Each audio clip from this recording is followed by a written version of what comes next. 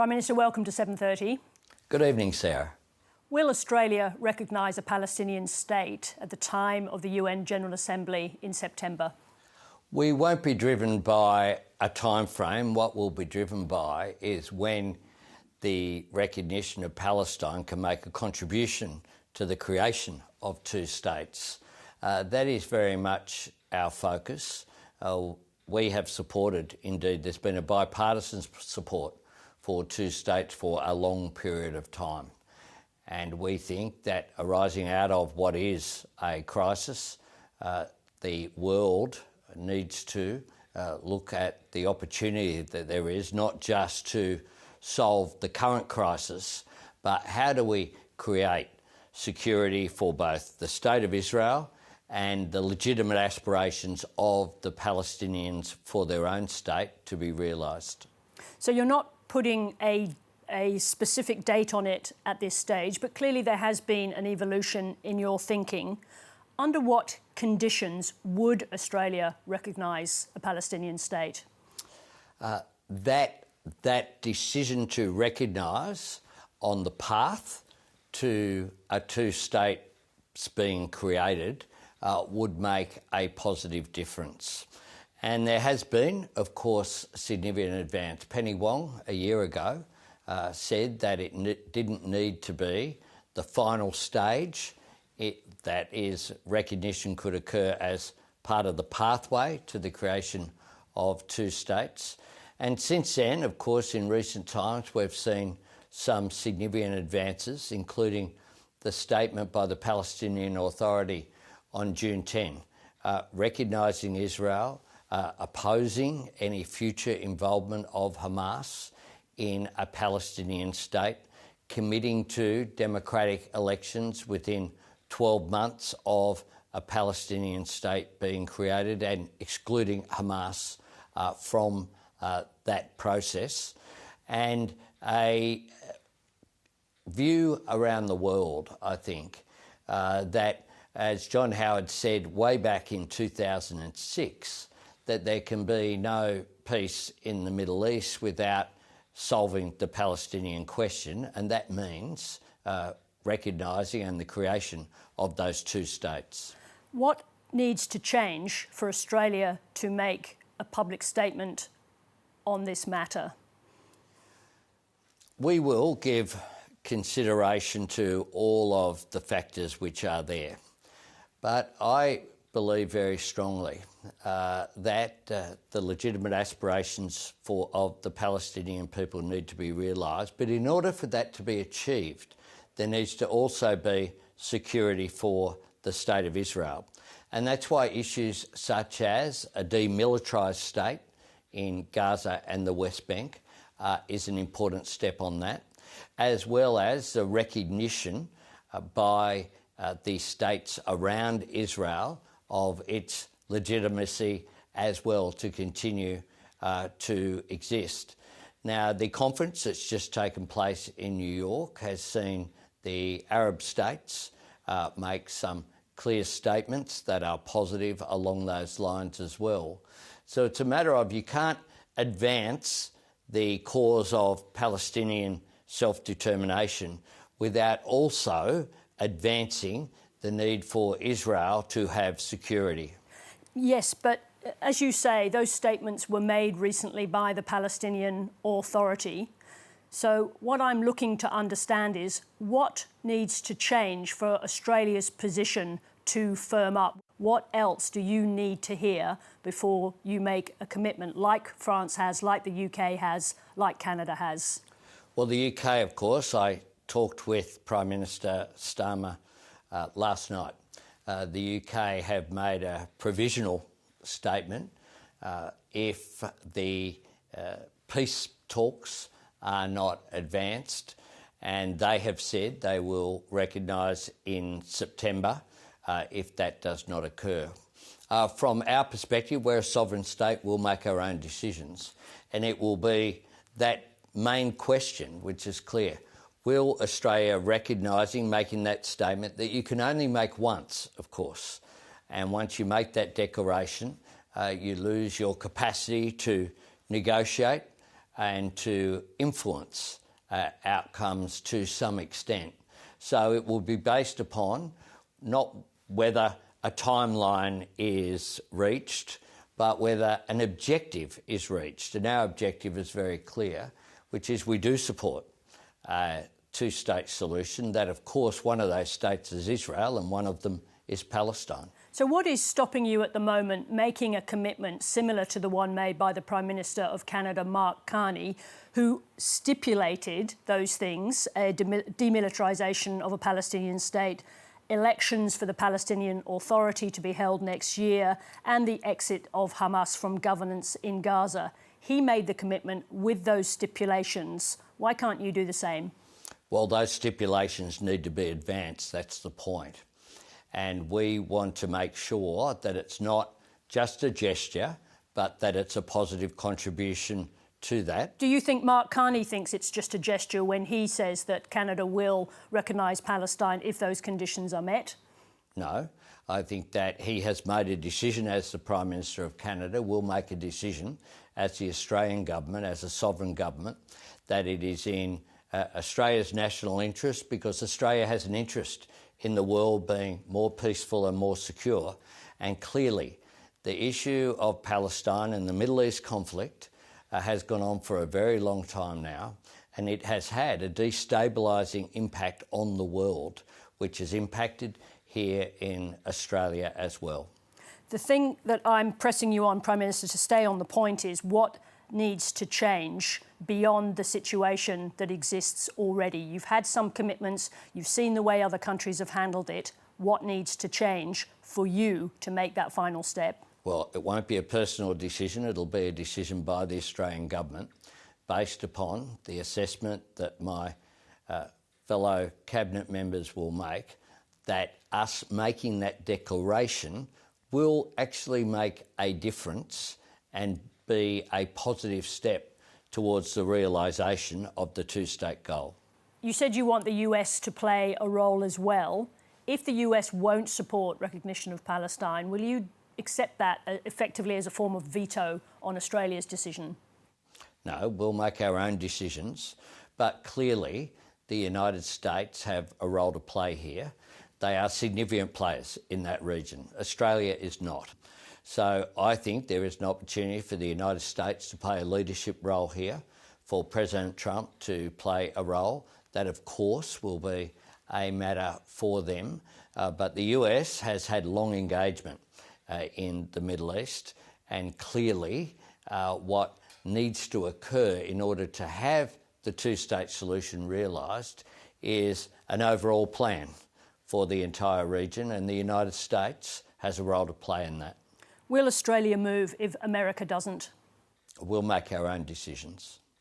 Let me just bring it back to Keir Starmer. Do you support the way the UK has framed this? That is, they will recognise Palestine unless Israel takes, quote, substantive steps to end the appalling situation in Gaza.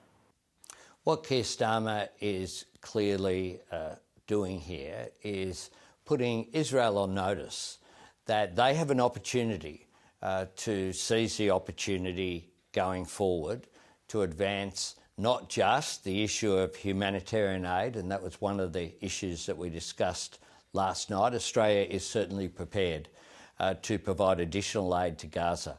We have a humanitarian catastrophe unfolding there, and Australia is willing to play our part there. Keir Starmer is clearly saying to Israel, as I have, that they need to allow aid to flow freely into Gaza so as to avoid what we're seeing there with innocent people being deprived of essential food and water. And that is indeed something that is bringing, I think, legitimate criticism of the actions of the Netanyahu government. Too many innocent lives have been lost. And Sarah, what I believe very strongly Australians want to see is two things. They want to see the killing stop, whether it be Israelis or Palestinians who are innocent losing their lives. They're horrified by the terrorist actions of Hamas on October 7 in slaughtering innocent Israeli citizens, and they're horrified by the deprivation that we've seen and the loss of innocent life in Gaza. They also don't want to see the conflicts such as the increase in settlements that we've seen, increased violence by settlers in the West Bank. Are you concerned that it's actually too late for many people in Gaza, especially children, that a tipping point has been passed in terms of malnutrition and starvation in Gaza? Oh, these are terrible circumstances, and they are completely unjustifiable and indefensible. I've made that clear in discussions I directly have had with President Herzog of Israel, and I've made public comments as well. I think Australians all would want to see that never happen, and we are deeply concerned. It is hard for us to get aid in, and certainly the dropping of aid by air has not been enough. You need to open up fully access for aid into Gaza so as to save lives. Have you come to the conclusion now that Israel's failure to enable both the delivery and the dispersal of aid inside Gaza is using starvation as a weapon of war? Well, what I would say is that Israelis' actions are not defensible, that when we passed a resolution in the Parliament, we said very clearly after October 7 that Israel has a right to defend itself, and it certainly does. But it also has to, how it defends itself matters, and it has to comply with international law.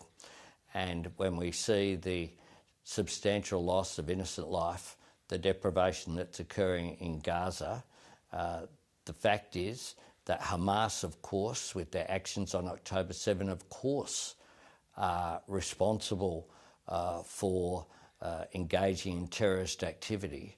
And the State of Israel, of course, responded by defending itself. But the figures that we've seen with the loss of innocent life and deprivation in Gaza are a human tragedy. Are you saying that they are guilty of a war crime, therefore, which is using starvation as a weapon of war? No, there are processes to go through those sort of declarations. And what advice has your Attorney General given you? Those processes take place. Our Attorney General is concerned about Australian law. We are not players in the Middle East. What I would say is what your viewers would say as Australians. We look at the tragedy that is unfolding in Gaza and has been there for far too long now, and we say there's been a far too great loss of innocent life. I just want to come back to the principal question and the UN meeting in September. If those security conditions for Israel are not met to your satisfaction, is Australia prepared to stand by while other countries recognise Palestine? We'll make a decision at an appropriate time if we believe that making that decision advances the objective, which is the creation of a two-state solution. I just want to come to this 2 weeks in Parliament. We spoke to you at the beginning of these 2 weeks. One of the things that's happened is that you have postponed debate on changes to superannuation tax. I'm just wondering what that delay is about. Are you hoping to achieve a grander bargain with the Greens on wealth tax? Is that why you're delaying, to achieve something bigger? Not at all. As I said to you at the beginning of the parliamentary fortnight, what we've been focused on is delivering on the agenda that we took to the election, and in particular, those measures that make a practical difference to lift living standards. So on July 1, we had the paid parental leave, increase in superannuation, paid prac for teachers and nurses and social welfare workers. We had as well super being paid on paid parental leave. We had the increase in minimum wages and award wages for over 3 million Australians. This fortnight we've concentrated on delivering on cheaper medicines, on protecting penalty rates, and today the Parliament has passed through both houses now the 20% reduction in student debt that will put an extra $5,500 of benefit for 3 million Australians, as well as we had to deal with the regulation of childcare, dealing with the crisis that your program has focused on quite rightly. Prime Minister, thank you very much indeed for joining us. Thanks, Sarah. 7:30's political editor Jacob Greber joins me now. Jacob, we normally see politicians give press conferences, come on programs to do interviews when they've got something to announce. So this is not the case with Albanese. Can you read what's happening here with the Prime Minister? The Prime Minister's socialising this idea, making it something that the public becomes aware of before the fact, in essence. It's part of how he likes to operate. He doesn't want this to be something that Australians learn about out of the blue one morning on a press release. And that's really because it is actually a very big deal for Australia to join this movement towards recognition of statehood for Palestinians. It's been debated ad nauseum for decades. And as you heard there in that interview, there are still an awful lot of questions about the detail and how they end up landing this. But there's certainly an eye on the big United Nations meeting in September that the Prime Minister will be going to, no doubt. And this will be one of the key issues that get discussed. And in terms of the collaboration between himself and Keir Starmer and Mark Carney and I guess Macron as well, how much coordination do you read is going on between world leaders, you know, between now and in the lead up, in the past, now and in the lead up to the September UN meeting? I don't think there's any doubt that this is very carefully coordinated. You're seeing it with the various statements that come out, 15 odd countries on that statement that Australia's signed up to yesterday. There was one last week talking about the situation in Gaza that had more than 20 countries. There is a very large group. They're all working together, and there's been a process underway in New York led by the French and the Saudis to push this along. And you've now got a situation where a large number of the Arab states are also pointing out that the way forward means a situation where Hamas has no role to play and that the remaining hostages are released. And so there is a coordinated push, Sarah, that the Prime Minister is part of, and he's making sure that the Australian public is along for the ride. And I don't think anyone's under any illusions, and this was the wording that I got from someone in the government, that there is a leap of faith element to this whole process, in the same way, I guess, as there was when East Timor was created. You can't guarantee everything down the track, but at some point, world leaders pushed for that to happen, facilitated the creation of that state, and it ended up coming to be. So I think we're in a very analogous position right now, Sarah. That's fascinating. Let me bring you back to purely domestic politics, and in particular the opposition. Obviously, we're not far away now from the productivity summit that the Treasurer is holding. So how is the opposition positioning itself ahead of that summit? So that's that meeting that will be in the cabinet rooms, we're told. People will go in there for 3 days, a bit like a jury. They won't be able to take their phones. I don't know if they're not allowed to talk to us between sessions and between, the drink break or not. It'll be an intense period. Now, the opposition is unusually going to take part. Treasury spokesman Ted O'Brien has been invited and accepted an invite indeed. And he's put a bit of a marker down today in Parliament just after question time. As far as he is concerned, this cannot be a tax-raising episode. It needs to be neutral, and it needs to be about lifting living standards. So he's open to things shifting around within the tax mix. Ideas will bubble up. I'd expect some interesting ideas in some areas, such as company taxes, might actually get on the agenda in the next few days and weeks. That might be an unusual place to look for Labor. They've not traditionally supported that, but we've had Ted O'Brien really drawing a bit of a line in the sand as to where the opposition will go. One more thing I wanted to ask you about, Jacob. ASIO head Mike Burgess gave a big speech, I think, in Adelaide today. the subject of that speech was espionage. What was he talking about today? So quite an extraordinary revelation from him. They've had some work done by the Institute of Criminology. So foreign espionage, according to Burgess, costs the Australian public, governments, everybody, in the order of $12.5 billion a year. That's lost information, particularly through things like industrial espionage. He gives a fascinating example of a very sensitive horticultural facility where a delegation disappeared into one of the rooms and ended up stealing some branches from a very specific, apparently species of fruit tree that had been developed for 20 years. So that's the kind of thing that's happening. He's also taken a bit of a shot at public officials who, and this is quite extraordinary, will do things like on their profiles on presumably LinkedIn, where they indicate that they have security clearances, which Burgess says puts a massive target on them for foreign spies to hack into their systems. What you just heard there was a sharp intake of breath from me, and I also was worried that you were going to say Tinder, not LinkedIn. Anyway, that's one good thing. Well, Jacob, maybe it's happening there too. Maybe I it's don't happening know. there too. You never know. Something for you to look into next week. Thank you for your expertise and your analysis. Talk to you next week. Thanks, Jacob. See you, Sarah.